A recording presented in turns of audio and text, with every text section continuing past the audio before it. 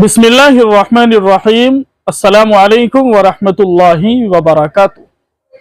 नाज़रीन किराम, उम्मीद है आप तमाम बाफियत होंगे।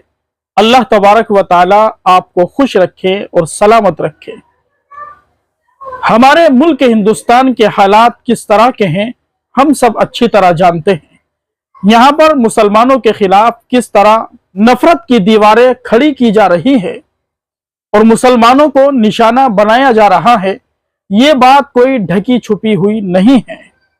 ऐसे मौके पर जमीयत उलमा हिंद के सदर अमीरुल हिंद और दारुल देवबंद के सदरुल मुदर्रिसीन व उस्ताद हदीस हजरत मौलाना सैयद अरशद मदनी दामत बरकातहुम का एक बहुत अहम पैगाम अपोजिशन लीडरों के नाम आया है।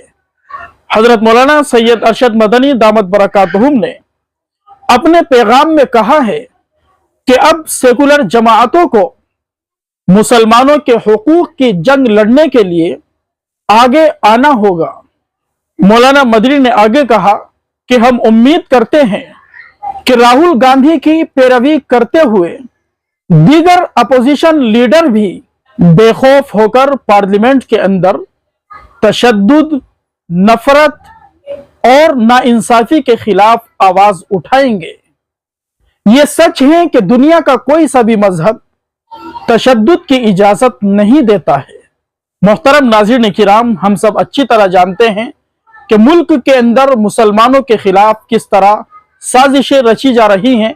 आए दिन मॉब लिंचिंग के वाकयात पेश आ रहे हैं।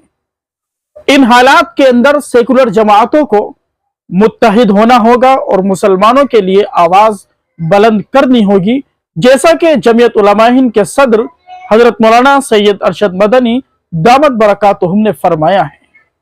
हम दुआ करते हैं अल्लाह तबारक व ताला से कि बारी ताला हमारे इस मुल्क हिंदुस्तान की हिफाजत फरमाए, यहाँ रहने वाले तमाम बाशिंदों की हिफाजत फरमाए, हमारे मुल्क को नफरत से, तासुब से, जंगो जिदाल से महफूज फरमाए।